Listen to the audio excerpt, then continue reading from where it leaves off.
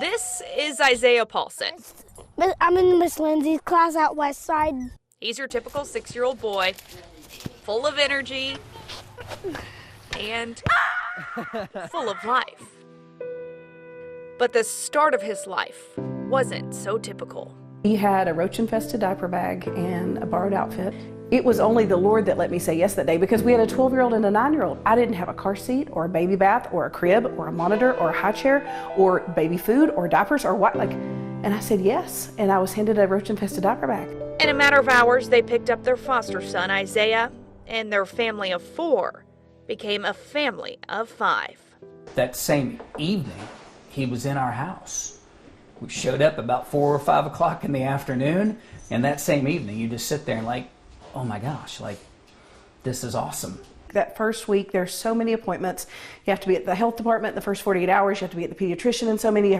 There's all these things. I'm trying to work. I've got 2 other children. We're driving down the road and he's crying and I'm crying. And all of a sudden I hear this song I've never heard before. Because I will walk through hell with you if that's what it takes. Because I'm going to stand by you. And I thought, I'm going to stand by this little boy that I just met. And so that has become our song. When Mom got the call, I was bouncing off the walls. I went and got some of my baby doll blankets from upstairs and brought them downstairs for him. And I was like, oh my gosh, let's go. Their biological children, Sophie and Mac, were 12 and 9 at the time. I was scared. I don't know, it's always just been me and her. Eventually, the Paulsons adopted Isaiah, but their story doesn't end here. 2 years later, finding out that Isaiah had a full sibling brother that had come into custody, and he was 3 weeks old. It was 2017. The Paulsons took in Isaiah's biological brother, Eli. But still, Rhonda and Corey felt called to do more. This time between when a child is removed and when placement is found. And that sometimes it's a long time.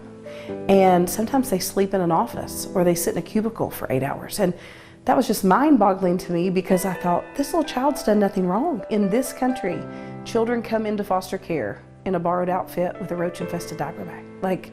That's the norm. That's not rare.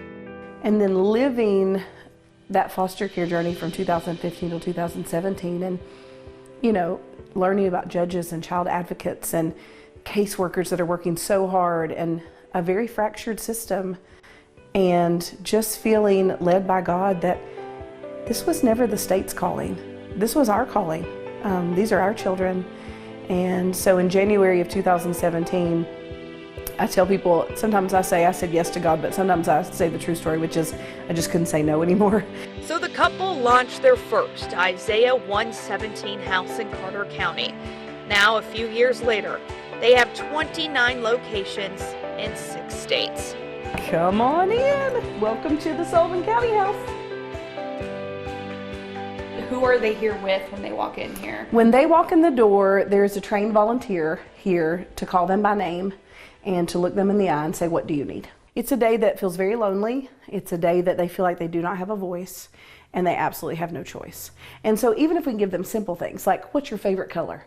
What kind of shoes would you like? The organization also helps to lighten the load of DCS workers, often overwhelmed by the amount of cases, something Knox County Juvenile Court Judge Tim Irwin says his staff sees all too often. We could be removing 8 or 10 children a day very easily. We could go a couple of days and not remove any. They're in a uncertain time. Kids need to know where they're going to lay their heads down every night. And Isaiah's house gives them that. If you don't have it, you don't realize what an impact it makes, and it really does. And I think that's why it's grown so much so quickly. He's bouncing us. And for kids like Isaiah and Eli, the chance at a life where they're loved and not alone. Initially, I was very reluctant to say that he had anything to do with the name. It was the verse, Isaiah 117. But the day that we adopted him, it hit me like a ton of bricks. Yes, it is the verse. But he is the one that opened our eyes to this world we didn't know existed. He is the one that led us on this foster care journey. He's the one that showed us. And so this Isaiah 117 house is very much the verse and our son Isaiah.